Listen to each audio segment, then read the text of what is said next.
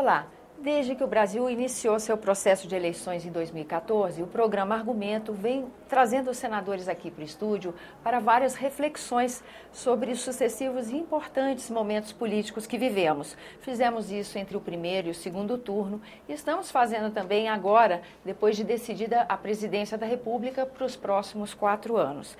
Na primeira fase de entrevistas analíticas, nós tivemos conosco aqui o senador Pedro Simon, que iniciou uma análise muito rica, muito profunda, e por isso nós dividimos em 2 partes a entrevista. Hoje nós voltamos para encerrar esse trabalho, num dia em que o senador esteve no plenário justamente fazendo uma análise desse momento em que vivemos, depois de uma disputa tão acirrada à presidência da República, com um resultado tão próximo entre vencedor e vencido. E é para dar continuidade a esse trabalho que nós convidamos você a acompanhar essa entrevista.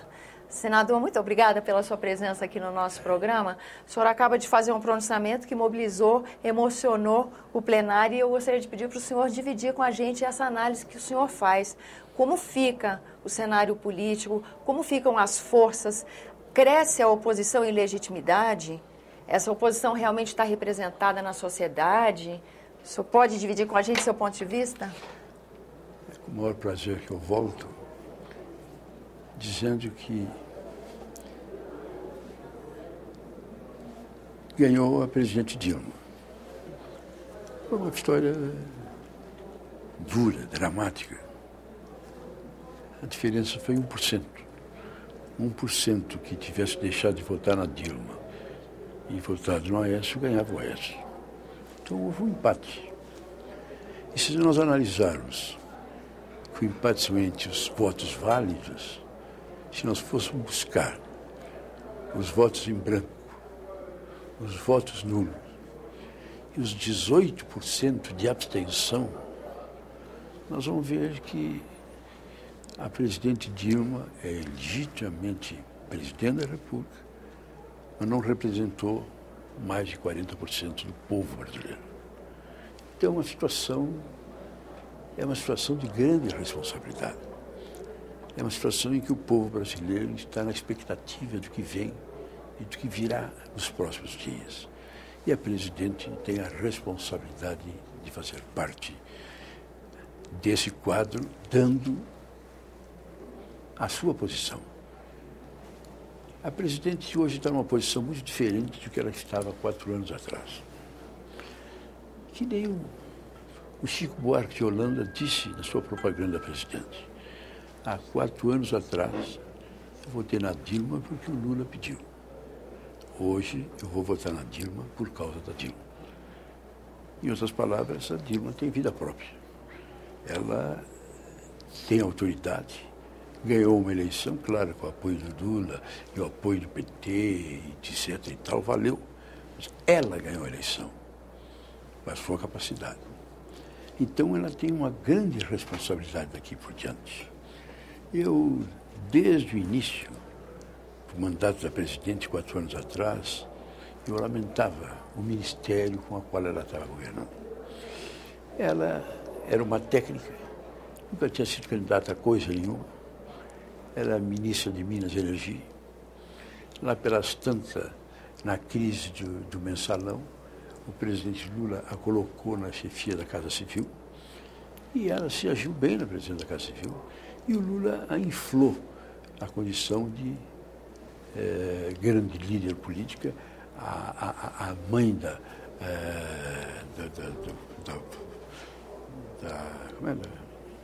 Fome Zero, coisa parecida. Bolsa Família, Bolsa né? Família, e ela passou a ser, Fome Zero foi de Itamar Franco. Bolsa Família foi do Lula. E ela passou a ser essa representação, que foi crescendo e se elegeu presidente. Mas o ministério dela é um ministério que eu fui para a tribuna, é um ministério inexistente que ele é. Nomes que a gente não sabia quem era, nem quem não era, de onde veio, nem onde não veio. Eu fiz uma comparação entre o ministério dela e o último ministério de Jango, nas vésperas dele ser deposto. O ministério de Jango era um ministério de estadista, de nomes de primeiro mundo, conhecidos. Referências, né? Enquanto que os dela ninguém sabia quem era. Senador. Agora não. Desculpe, agora ela vai escolher o ministério. E na hora de compor esse ministério, é o primeiro movimento dela. Não pode ser gente desconhecida. Ela tem que aceitar a sugestão do seu próprio ministério. Quem for para o ministério tem que ter vida limpa. Tem que ser, que nem hoje para ser deputado, para ser senador, tem que ser ficha limpa. Ela tem que escolher essa gente. Em segundo lugar, ela teria que buscar o entendimento. Ela teria que fazer aquilo que nas vezes passadas que eu estive aqui contigo, que o Itamar fez. Quando o Itamar assumiu a presidência da República com a cassação do Collor, ele chamou todos os partidos e disse: olha, eu estou aqui sem voto, eu estou aqui sem partido. Tiraram o Collor, cassaram o Collor, me botaram aqui. Agora eu não tenho nada, que me botou aqui foi o Congresso. Então vamos discutir. E chamou os presidentes de todos os partidos para fazer uma composição e dizer: vamos governar juntos.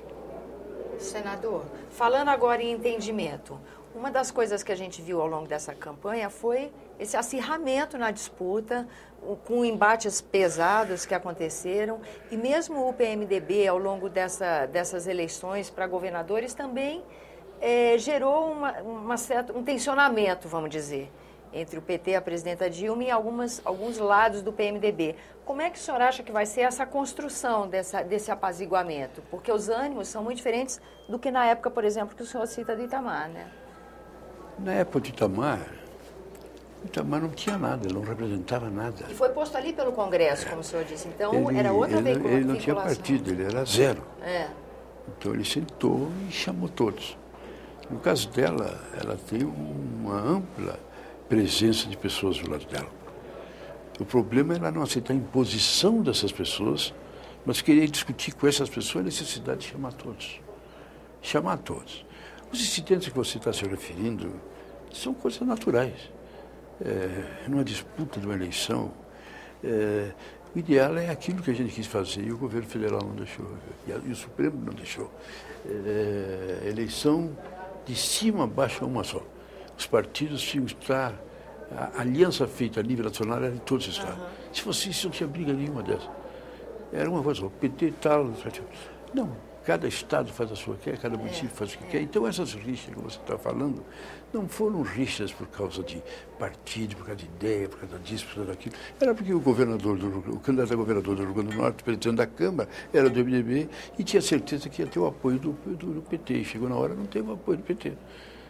Essas foram as questões que nos estados não se acertaram, as desavenças foram desavenças. No Ceará, o PT contava com o apoio o PMDB contava com o apoio do PT, o PT tinha até garantido que apoiava, mas lá pela treta deu uma dissolução, não sei o quê, e apareceu um caso do PT e o PT ficou com o candidato dele. O nosso candidato está magoado.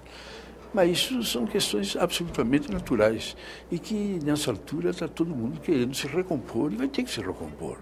O problema é saber o que fazer daqui para diante, qual é o próximo passo que nós vamos fazer.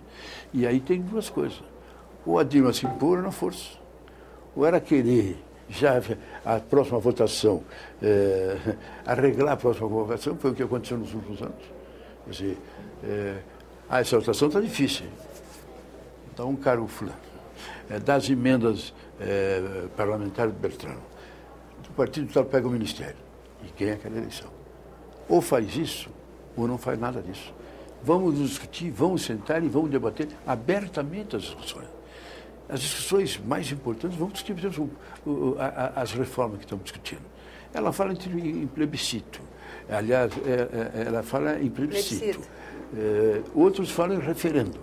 Não vamos brigar por causa disso. Quer dizer, as duas formas são legítimas, as duas formas são importantes, as duas formas não são democráticas. É uma maneira de fazer. O importante é saber fazer e querer fazer. Em primeiro lugar, os presidentes não deram muita bola para isso. Nem desde o Fernando Henrique até hoje, ninguém deu bola nenhuma. O Fernando Henrique só deu bola quando foi para a reeleição dele. Aí ele mudou a Constituição, no resto não aconteceu nada. Então, o Congresso menos ainda. O Congresso até hoje, que eu estou aqui a vida inteira, não quer fazer reforma.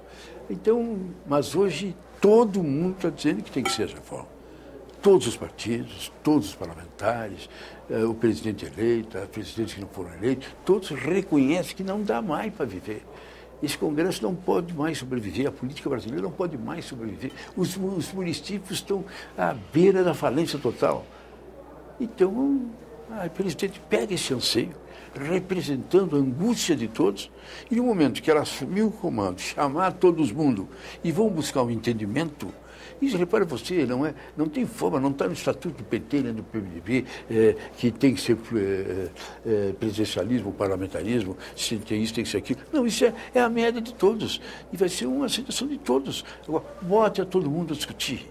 O problema não pode ser, não, isso essa é o MDB que quer, essa é o Sarney que quer, essa é o Lula que quer, essa é o fulano que quer, aí os outros ficam contra. Não, vamos do conjunto, olha, a maioria do entendimento quer isso aqui, vamos para isso aqui. E vamos pelo conceito, né? Não pela pessoa que defende o conceito, aí, né, senador? É importante ela que tem o comando. Entendi. Ela dando o comando e saindo assim, e o PT lhe dando condições para que ela possa fazer isso, eu acho que ela começa bem. Caso contrário, se começar a nomear o fulano Beltrano, daqui a pouco nomeia o Joaquim Manuel ministro de tal. E daqui 15 dias aparece uma folha corrida, processo tal, não sei o quê, não sei o quê, não sei o quê, perde a credibilidade. Senador, o nosso tempo já se esgota. Acho que esse é um clássico das nossas entrevistas, mas o senhor finaliza aqui também tocando num assunto importante que nos próximos dias há expectativas, até da liderança do governo, né, que alguns ingredientes assim interfiram ainda na política, a questão da Petrobras e a investigação sobre a administração da empresa. O senhor topa voltar para mais um programa para a gente falar sobre essa perspectiva? Tá feito. Obrigada pela sua presença aqui no nosso programa, senador. E a você que nos acompanha, muito obrigada pela atenção. Esse é o programa Argumento, eu sou Tânia Horman. Você pode participar do nosso trabalho enviando sugestões e críticas para o número de telefone e endereço eletrônico que estão aí na sua tela. Até a próxima.